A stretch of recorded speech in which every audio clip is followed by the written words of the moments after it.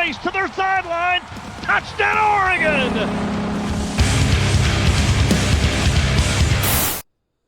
Ladies and gentlemen, children of all wages, hello again. I've been gone for a little while. There was so much news that happened and didn't happen all at the same time. This show is going to be relatively brief as I am in the middle of packing for a flight to Texas tomorrow, which means that I likely won't be able to catch the game as it's happening. Or I will be very peripherally watching. I am flying in the morning and I will get to Austin at 2 p.m. their time. So I will be a couple hours before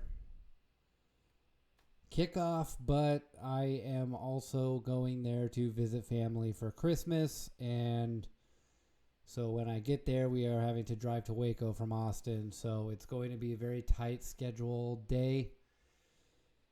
And hopefully, I hate flying. I really do. I'm not looking forward to it whatsoever, but I will be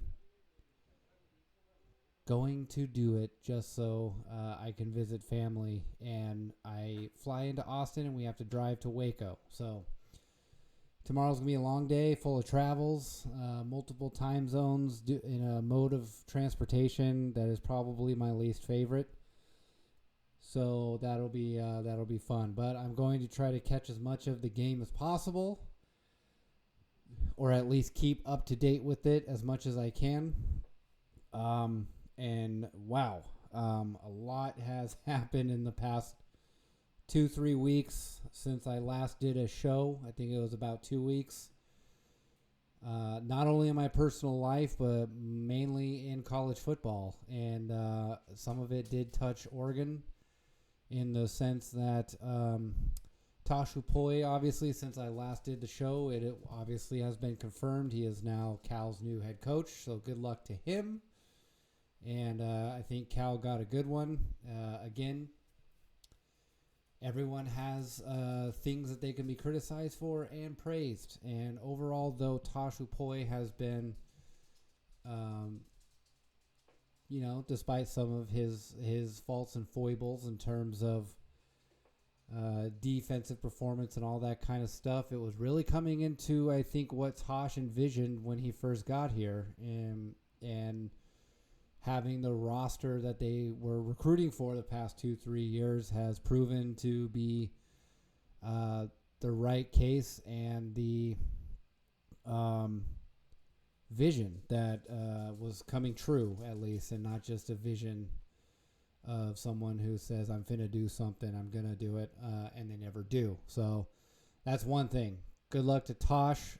Again, like I said last show, what an amazing sort of dream to live out, that you get to go to your hometown where you grew up, then your hometown team where you played, and make your sort of journey all the way back home and in a much better position than when you left. And so really exciting for him.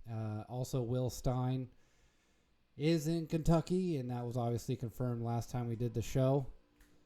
And so Will Stein is gone as well, and good luck to him as well. And obviously the way that it was handled, Tosh and Will both leaving, was done very well, let's say, in comparison to the Lane Kiffin stuff and now the Sharon Moore stuff. This is a wonderful broadening and branching out of the Dan Lanning coaching tree. And that is a true sign of health of a program and a coaching staff, that you have guys like Dillingham that left, and then Tosh and Will Stein from there. That is, like I said last episode, that is a good thing. It is a good thing. It sucks to kind of lose those guys, especially when you sort of, as a fan, build a parasocial relationship with them over the years. You know, they represent your team, they represent you, and they're the guys that answer all your questions And so naturally a relationship sort of develops with that person. So it's always sad to see them go, but when it's for reasons like that, it's still a nice thing to see overall. And we have the fact also that both Cal and Kentucky both agreed with Oregon to allow Tosh Lupoi and Will Stein to end their season at Oregon before going away. And that's why I say it happened the opposite of Lane Kiffin.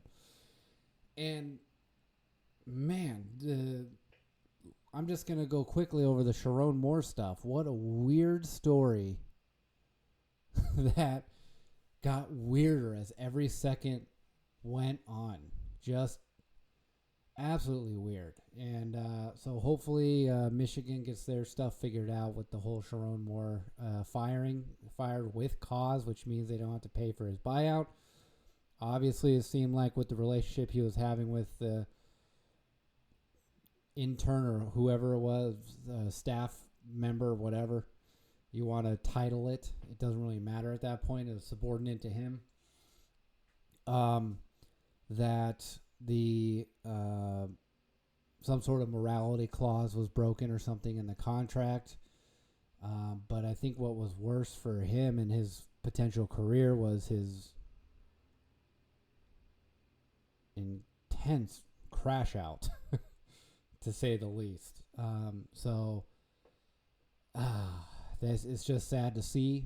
Sharon Moore, I even said last year, it was exciting to see what he could do with Michigan after Harbaugh left, and it was sort of a thing of the reason why Harbaugh left was not great, and Sharon Moore was kind of thrown into that fire, and it was kind of exciting to see that he could be successful while continually building the program on top of what it already became and was, and not letting, scandals get in the way of that. But it seems like Michigan always finds a way to have a scandal. I don't know how to even approach it at this point. It's just a crazy story. Anyway. Nonetheless, we're going to jump right in, though, really quickly to the playoffs. The playoffs just started as of today. Oklahoma just sold big time and lost to Alabama. So Alabama has advanced to the second round. Crazy stuff going on there. And for some reason, the 8 and 9 matchups, the 8 and 9 seed matchups, even in college basketball, always end up being the 9th seed always ends up somehow winning. Not somehow like it's a miracle or something. Just don't know. For some reason, those 8 and 9 matchups, it's always the 9th seed that always comes on top. So,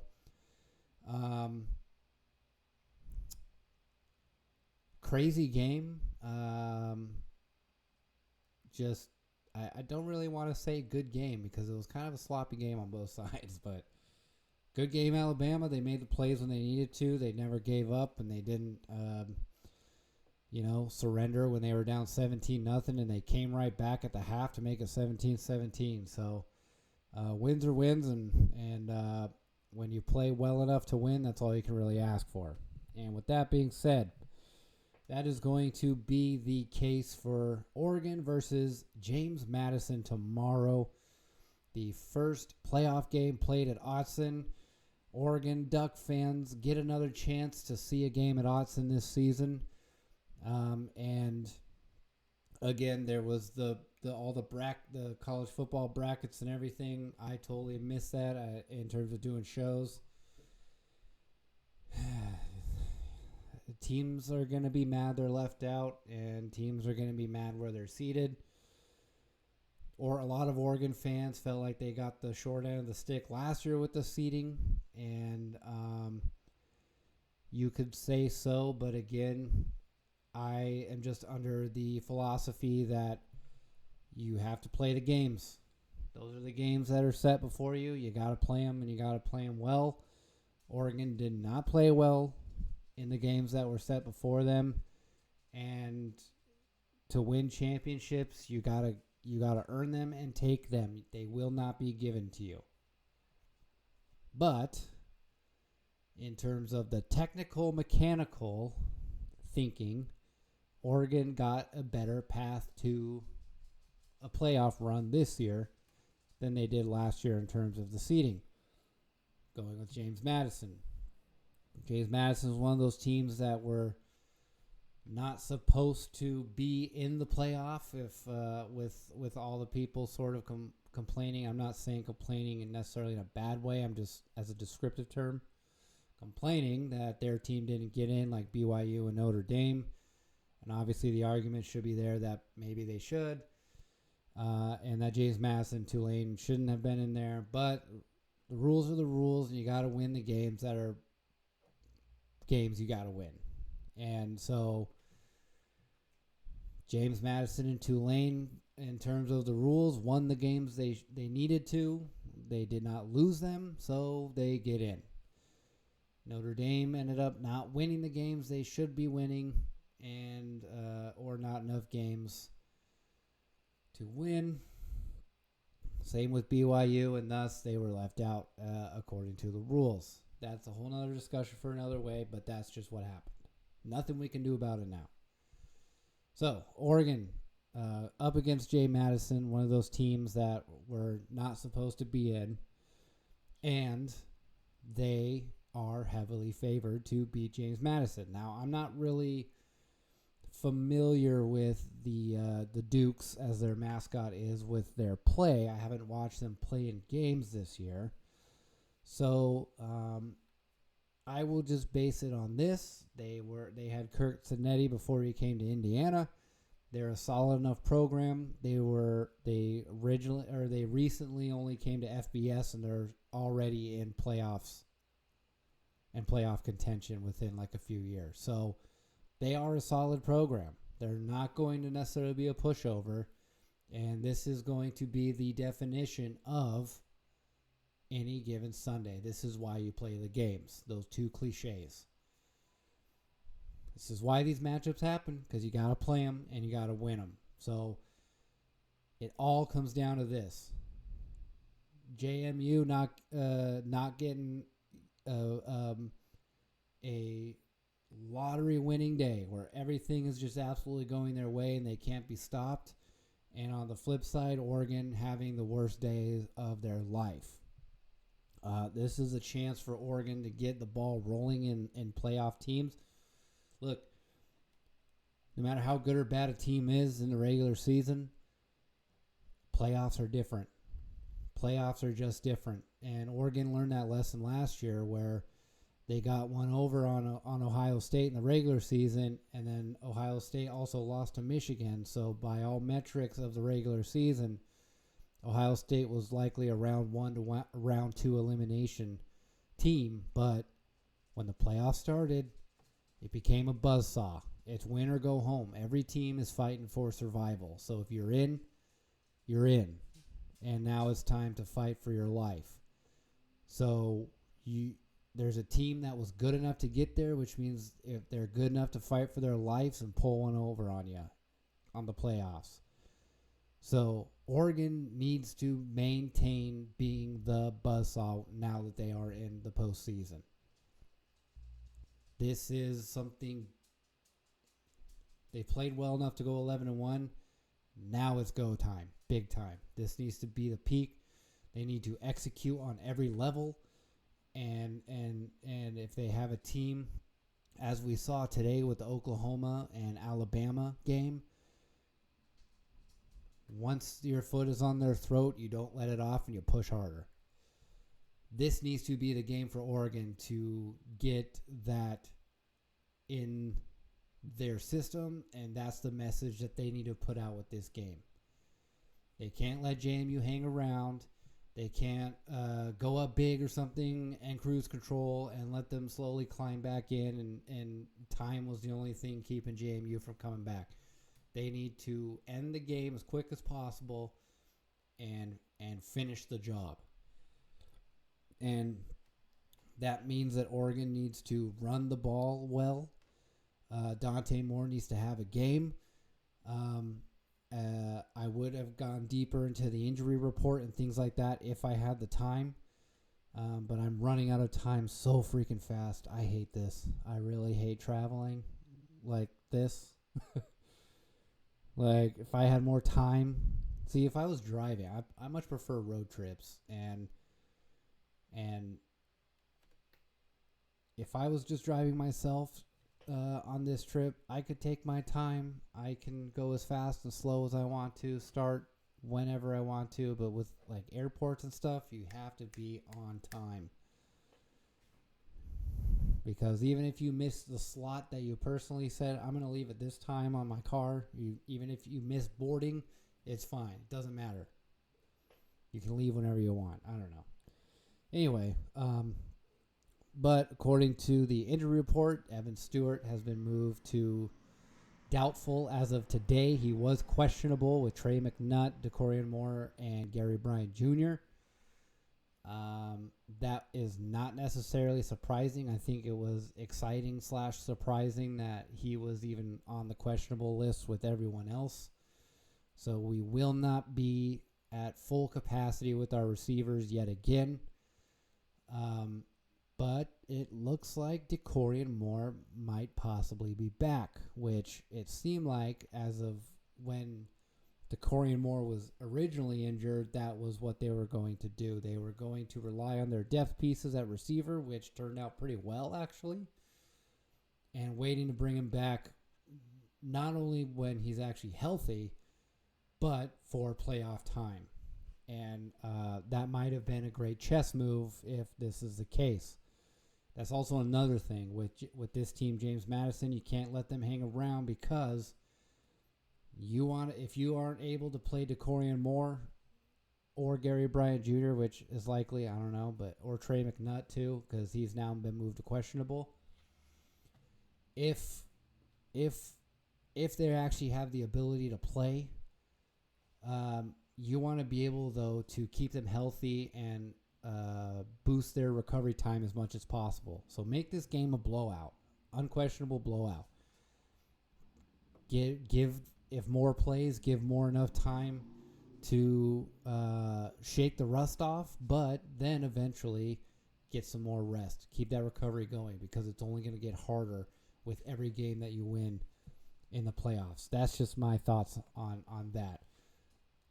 Because, again, like with Evan Stewart, guys like that, you don't want them to come back too early and re-injure.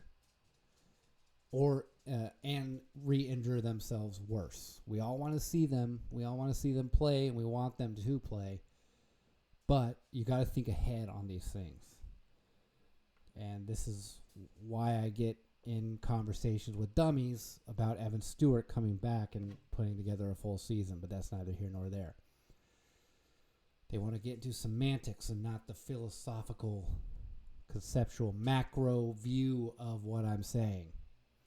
With Evan Stewart, he can come back and not burn eligibility in the playoffs. Yes, that is the rule change that was made recently. But if you're not a nerd that looks into the books and you actually think from the player's perspective, he will be a first rounder in the NFL draft. But NFL guys, they won't take guys in the first round if they're likely to be injury prone, which means Evan Stewart has to put together a full season. And if it's too early for him to come back this year in the playoffs, he's not going to risk re-injuring himself even worse so he can't play a full season next year. Because remember, he's been out since the playoffs last year. It's been a full calendar year for him, or nearly a full calendar year. He needs to get healthy, because he only has 1 year of eligibility left. Anyway, that's neither here nor there.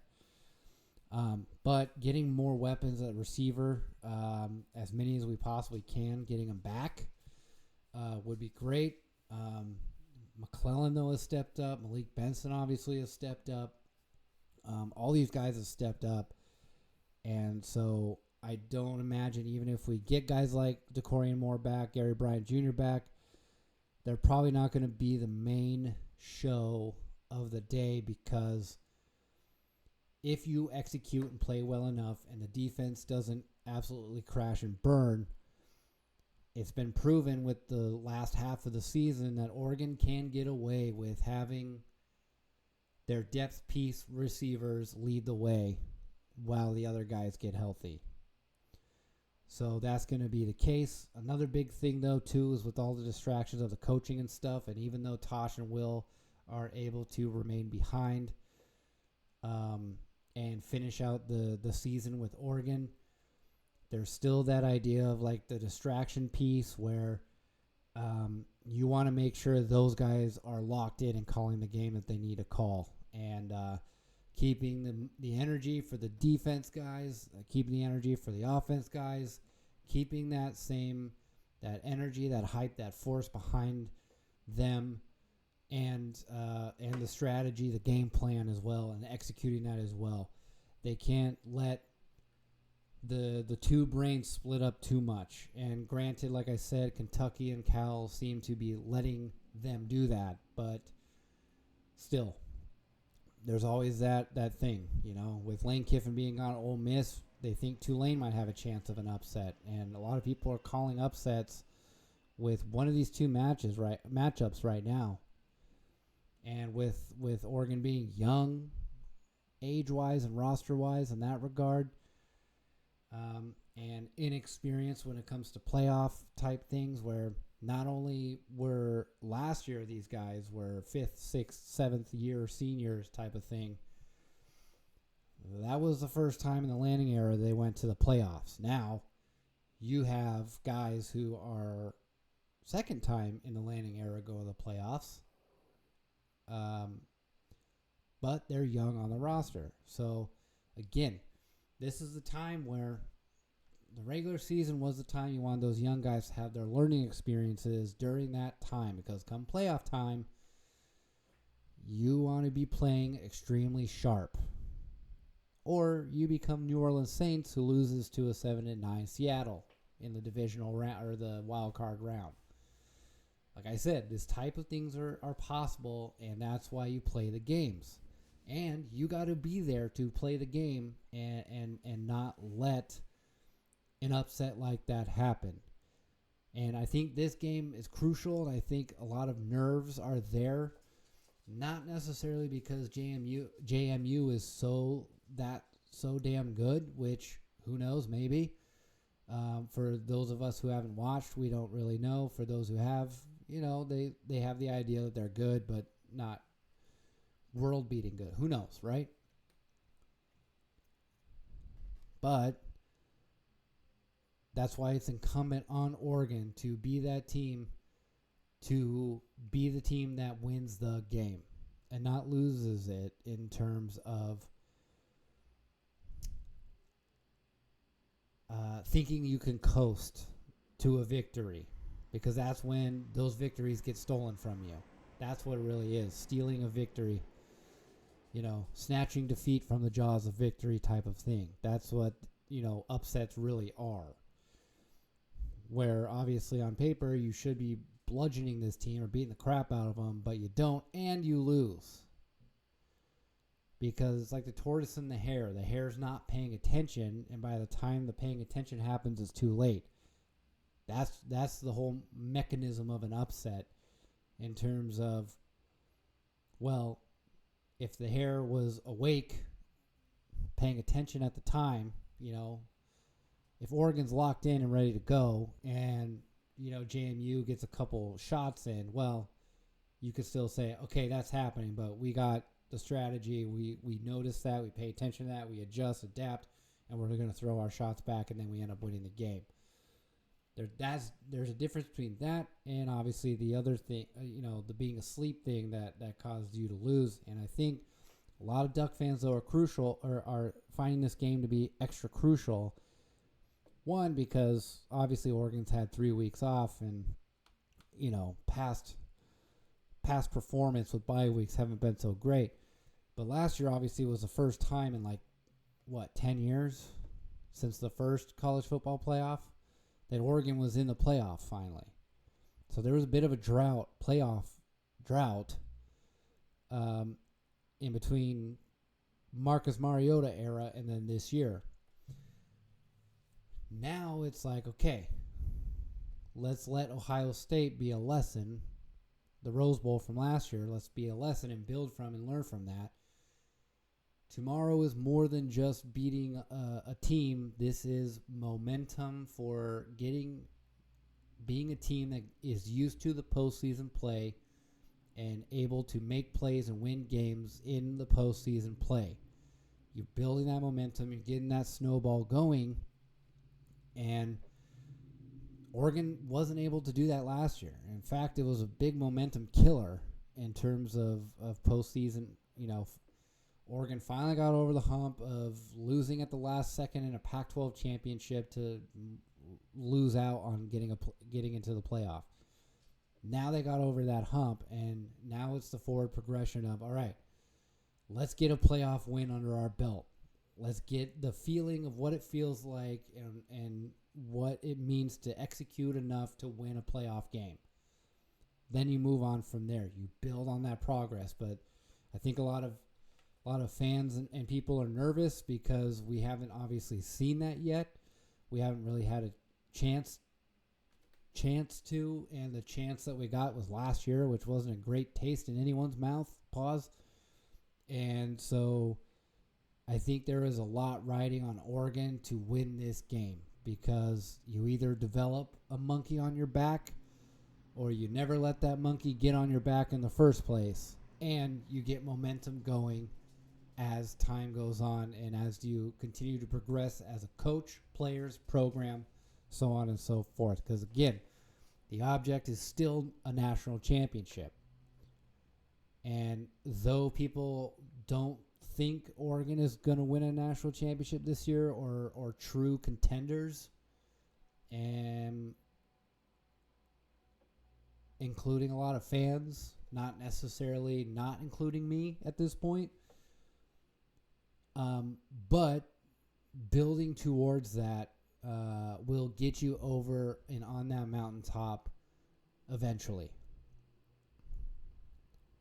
So even if Oregon doesn't make the national championship and or win the national championship this year, that was really not incredibly expected. So the biggest sign that a lot of us wanted to see was progress from last year, in the sense of, okay, finally got over the hump, we're in the playoffs. Now let's win a playoff game. And then after you win, let's take it a step further, see if we can go on a run and become that playoff buzzsaw. So I think there's a lot riding on it for Oregon fans in particular, but Oregon as a football team as a whole to win tomorrow. So I'm hoping that pressure doesn't, get in the heads really of the players, though. And I think this is a good thing for Oregon to be in the position that they are this year, especially in regards to the college football playoff bracket. So with that all being said, defense needs to step right up. They need to lock down the Brandon Finney. Had a little bit of a game or two struggle the last two to 3 games. He needs to lock in and get back to himself a little bit. Linebackers obviously are actually playing really damn well the past few games. So they need to be able to keep that momentum they weren't able to sort of keep by not playing for 3 weeks. So, but the secondary and the linebackers, they got a great foundation to build on, but now it's playoff football time. This is time to get better or shut up. You know what I mean? D-line needs to start getting pressure on the QB much more. I know their strategy obviously changed against Washington because they really didn't want to lose control over Damon Williams, and a lot of it wasn't. Oregon was betting on, we're going to stop Damon Williams and let the rest of the team beat us, and giving up a little bit more with Muhammad and Jonah Coleman on the run game, because we don't want to get beat by Damon Williams, because that's the guy that can really beat us. So that was sort of a different game plan I think they had for Washington, and it worked. And overall the defense played pretty well. And And Kennedy has been a great pull in the transfer portal, as he was Damon Williams' only interception that whole year at Montlake. So, again, played very well. So, but now it's time to, on the run and the pass, all aspects of the game, defense needs to be at their peak, playing A-plus ball. And offense definitely needs to start clicking, and clicking now. They can't have those sluggish moments where they have a little bit of a scoring drought and not moving the ball that great. You need to be able to move the ball every single play of every single game in the playoffs. You know what I mean? Like, you can't have dry spells.